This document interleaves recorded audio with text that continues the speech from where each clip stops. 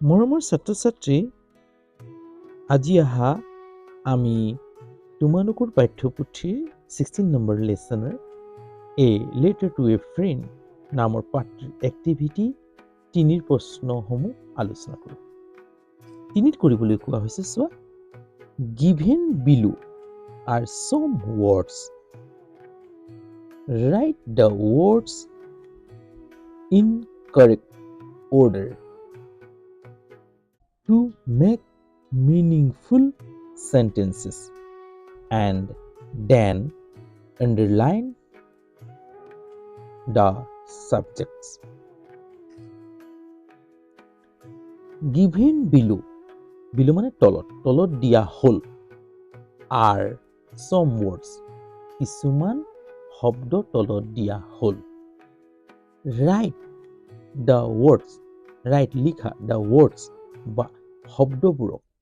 in correct order, correct order মানে শুদ্ধ ৰূপে নিৰ্দেশ দিয়া, শুদ্ধকৈ নিৰ্দেশ দিয়া, correct order, শুদ্ধকৈ নিৰ্দেশ দিয়া ধৰণে, to make, সাজা, meaningful sentence, এটা অৰ্থপূৰ্ণ বাক্য সাজা। শুদ্ধ নিৰ্দেশ দিয়াৰ ধৰণে এটা meaningful sentence সাজা, এটা অৰ্থপূৰ্ণ বাক্য সাজা। Then, আকৌ underline the subject, আৰু তেতিয়া, then মানে তেতিয়া underline কৰা subject, বা subject সমূহক underline কৰা। চোৱা, 1 নম্বৰটো চোৱা, playing football in the field he is. চোৱা, ইয়াত বাক্যটো কৈছে playing, playing। এতিয়া প্লেয়িং শব্দটোৱে ডাইৰেক্ট অৰ্থ প্ৰকাশ কৰা নাই। ইজ প্লেয়িং, খেলি আছে, হল, ইজ প্লেয়িং, খেলি আছে, তেতিয়াও কৰিব, আমি কি কৰিব নোৱাৰো, ইজ প্লেয়িং বুলি ক'ব নোৱাৰো। এনেই কথা পাতোতে ক'ব পাৰো ইজ প্লেয়িং, খেলি আছে, কিন্তু আমি এটা বাক্য লিখোতে সদায় কি লিখিব লাগিব, ছাবজেক্ট ভাৰ্ব ফৰ্মত লিখিব লাগে। ছাবজেক্ট থাকিব প্ৰথম, তাৰপিছত ভাৰ্ব থাকিব, তাৰপিছত অবজেক্ট থাকিব, এই ফৰ্মত লিখিব লাগে। গতিকে আমি এই বাক্যটো যেতিয়া অৰ্থপূৰ্ণভাৱে লিখিম, তেতিয়া ছাবজেক্টটো প্ৰথম আনিম। ছাবজেক্ট কৰ্তা, গতিকে কৰ্তাটোক যদি আমি বাচিবলগীয়া হয়, সদায় কৰ্তাটো প্ৰথমতে লিখা হয়। এই নম্বৰটো চাবা, এন্স, কৰ্তাটো কোনটো, ছাবজেক্টটো। চ' কোনে খেলিছে ফুটবলটো, হি, এতিয়া হিটো আহিব, কেপিটেল লেটাৰ লিখিবা দেই প্ৰথম, হি, হল, হি হৈছে ছাবজেক্ট। তাৰপিছত চোৱা, হেল্পিং ভাৰ্ব আহিব, হেল্পিং ভাৰ্বটো ইয়াত দিয়া আছে যেতিয়া, হেল্পিং ভাৰ্বটো আহিব ছাবজেক্টৰ পাছতে, ইচ, হি ইচ, হল। তাৰপিছত প্লেয়িং আহিব, ভাৰ্ব আহিব, চ' ভাৰ্বটো প্ৰেজেণ্ট কণ্টিনিউৱাছ টেন্সত আছে, প্ৰেজেণ্ট পাৰ্টিচিপেলত আছে, ইজ প্লেয়িং, খেলি আছে। এতিয়া আহিব, কি খেলি আছে, ফুটবল, কৰ্মটো কোনটো, ফুটবল। ক'ত কৰ্মটো কৰি আছে, ইন দা ফিল্ড, পথাৰত বা খেলপথাৰত, প্লেগ্ৰাউণ্ড বুলি কয় বা ডাইৰেক্ট ফিল্ড বুলি ক'লেও খেলপথাৰে বুজায়। অৰ্থাৎ he is playing football in the field, এইটো এটা কি হ'ল, অৰ্থপূৰ্ণ বাক্য হ'ল, হৈছে। তেওঁ খেলপথাৰত, অৰ্থাৎ পথাৰত ফুটবল খেলি আছে, প্ৰেজেণ্ট কণ্টিনিউৱাছ টেন্সত আছে বাক্যটো দেই। ইয়াত এতিয়া আণ্ডাৰলাইন কৰিব দিছে ছাবজেক্টক, গতিকে ছাবজেক্টটো হৈছে হি, এনেকৈ আণ্ডাৰলাইন কৰি দিয়া হ'ব। বি নম্বৰটো চোৱা, নো মি ডে, নোটো ভাৰ্ব, জানো, মিটো মোক, ডে, হল। এতিয়া কি হ'ল, ইয়াত ডে মানে সিহঁতে, ইয়াত কি হ'ব, এতিয়া আমি প্ৰথমতে ডেটো লিখিব লাগিব দেই, ডেটো ছাবজেক্ট, কেপিটেল লেটাৰ লিখিবা, ডে, নো, তাৰপিছত ভাৰ্ব আনিবা, তাৰপিছত মি, হল। কাক জনা হয়, মোক জনা হয়, কোনে, সিহঁতে মোক জানে, হল, সিহঁতে মোক জানে। ইয়াত সিহঁত হৈছে, ডে হৈছে subject. C নম্বৰটো চোৱা ends. Should we love parents our? এতিয়া চোৱা ই কোনো অৰ্থ প্ৰকাশ কৰা নাই বাক্যটোৱে প্ৰত্যেকটো শব্দৰে এটা এটা অৰ্থ আছে কিন্তু বাক্যটোৱে অৰ্থ প্ৰকাশ কৰা নাই অৰ্থ প্ৰকাশ কৰিবলৈ প্ৰথমতে সাবজেক্ট লিখিব লাগিব ইয়াত চোৱা উইটো হৈছে সাবজেক্ট উই তাৰপিছত আমি love verb we love এটা আমি সৰি ইয়াত এটা বস্তু দিয়া আছে চোৱা মডেল ভাৰ্ব এটা দিয়া আছে should গতিকে নাপাহৰিবা should লিখিবলৈ মই কি কৰোঁ এতিয়া বাক্যটো মডেল ভাৰ্ব চাই ল'ব helping verb and model verb দিয়া আছে should to এটো কাটি দিছো দেই SHOULD should love আমি ভাল পাব লাগে হল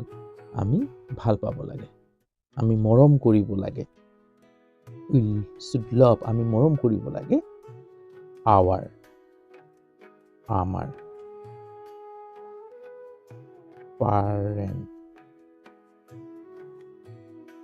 parents hall we should love আমি মৰম কৰিব লাগে our parents আমাৰ মা দেউতাক হল and we to হৈছে subject আন্ডাৰলাইন কৰিবা হল এই লভটো নিলিখিবা দেই মই কাটি দিছো মই ভিডিঅ'সমূহ বেছি এডিট নকৰোঁ যেনেকুৱা ধৰণে পঢ়াও হেনেকা ধৰণে তোমালোকক দি দিওঁ পঢ়াওতে দুইটা ভুল হ'ব পাৰে দেই ক'ত ভুল হয় সেইটো এটা শিকাৰ পদ্ধতি ক'ত কেতিয়াবা ভুল হৈ যায় সেইটো এটা শিকাৰ পদ্ধতি দেই তাক লৈ তুমি ইমান মাথা নোসোমাবা যদি ভুল দেখা আঙুলিয়াই দিবা লগালগ আকৌ আমি শুধৰণি কৰি ল'ম আকৌ বুজি ল'ম হয় কি নহয় গতিকে ভুল হোৱাটো স্বাভাৱিক কথা হয় নাই 1000 বাৰ ভুল কৰাৰ পাছতেহে বাল্ব আৱিষ্কাৰ হৈছে পাইছা এইটো তোমালোকে পাইছা না কোনে আৱিষ্কাৰ কৰিছিল থমাছ আলভা এডিনছনে গতিকে ভুল হোৱাটো স্বাভাৱিক গতিকে কেতিয়াবা লিখোতে ভুল হৈ যায় মই এডিট ইমান কৰি নাথাকোঁ কাৰণ তোমালোকক মই পিয়ৰভাৱে শিকাবলৈ চেষ্টা কৰি আছোঁ এটা চোৱা লিখি যাওঁতে কেতিয়াবা ভুল হৈ যায় কাটি আকৌ হেৰি কৰি দিছোঁ চোৱা ডি নম্বৰটো চোৱা ডি নম্বৰটো কি কৈছে Raju, Biju are friends and good. This one. Raju, Biju বন্ধু হয় আৰু ভাল এটা অৰ্থ প্ৰকাশ কৰিছে জানো নাই কৰা প্ৰত্যেকটো শব্দৰে অৰ্থ আছে কিন্তু বাক্যটো সম্পূৰ্ণ নাই হোৱা বাক্যটো ইংৰাজীত সম্পূৰ্ণ কৰিবলৈ হ'লে প্ৰথমতে সাবজেক্ট আনিব লাগিব সাবজেক্টটো কি ৰাজু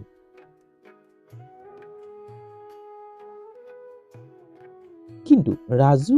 আমি আৰু বুলি কম নহয় আৰুটো ক'ত আছে এণ্ড হল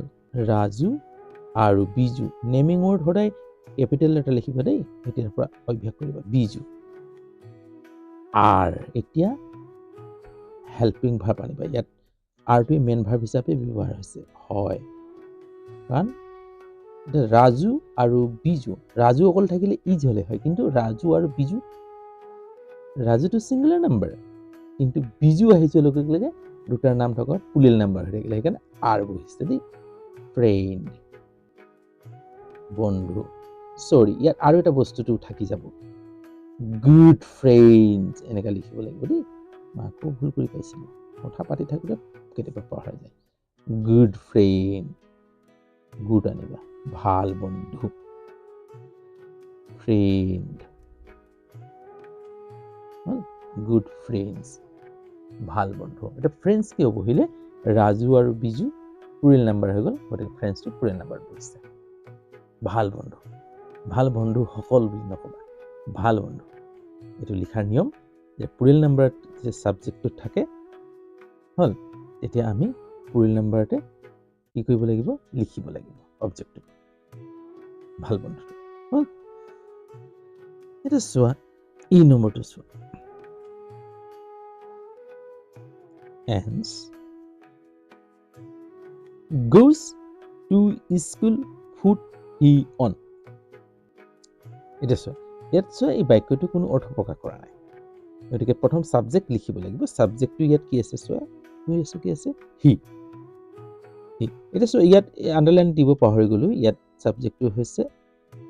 ৰাজু আৰু বিজু আন্ডাৰলাইন কৰিলো দেই ই নম্বৰটোত কি হ'ব এতিয়া হিটো সাবজেক্ট হিটো আনিবা হল তাৰপিছত হিৰ পাছত ভাৰ্ব লাগে ভাৰ্ব আছে নেকি মেইন ভাৰ্ব আছে হেল্পিং ভাৰ্ব আছে নেকি নাই গোছ আছে চোৱা কিয় গোছ বহিছে যে থাৰ্ড পাৰ্চন সিঙ্গুলাৰ নাম্বাৰ হিটো হল থাৰ্ড পাৰ্চন সিঙ্গুলাৰ নাম্বাৰ হোৱাৰ বাবে মেইন ভাৰ্ব আছে হেল্পিং ভাৰ্ব নাই যে গোছ আছে সিম্পল প্ৰেজেন্ট টেন্সত আছে বাক্যটো হল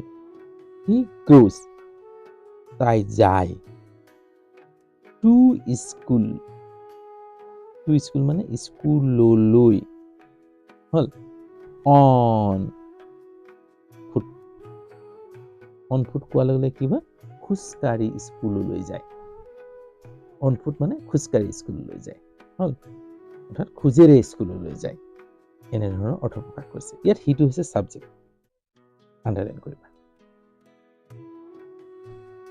হল এতিয়া মই বাক্যটো এই ধৰণে বুজাবলৈ চেষ্টা কৰিলো আৰু পৰীক্ষাত এই ধৰণৰ বাক্য খেলিমেলিকে দিব পাৰে গতিকে প্ৰত্যেক দিনা অলপ প্ৰেক্টিছ কৰিবা যিমানে প্ৰেক্টিছ কৰিবা সিমানে শিকিবা গতিকে যেতিয়া শিকি যাবা তেতিয়া মনত সোমাই যাব কোনো অসুবিধা নহ'ব গতিকে যদি মোৰ এই ধৰণৰ ভিডিঅ'সমূহ চাই ভাল পোৱা ফিডবেক দিবলৈ নাপাহৰিবা তোমালোকৰ ফিডবেকটো মই চালেহে গম পাম যে তোমালোকে কেনেধৰণৰ ভিডিঅ' বিচৰা অৰ্থাৎ কেনেকুৱা ভিডিঅ' বিচৰা মই তেনেধৰণৰ বনাবলৈ চেষ্টা কৰিম আজিলৈ হ'ব ভিডিঅ'টো দীঘল নকৰোঁ যদি চেনেল নতুন তেতিয়াহ'লে চেনেলটো ছাবস্ক্ৰাইব কৰিবলৈ নাপাহৰিবা আৰু সময়মতে ভিডিঅ'সমূহ পাবলৈ কি কৰিব লাগে জানাই বেল আইকনটো টিপি দিবা তেতিয়াহে সময়মতে ভিডিঅ'সমূহ পাবা আজিলৈ হ'ব অন্য এটা ভিডিঅ' লৈ আকৌ তোমালোকৰ ওচৰত এইদৰে অন্তৰা লাভ কৰিবলৈ মই আকৌ আহিম গতিকে আজিলৈ ইয়াতে ৰাখোঁ বাই দেই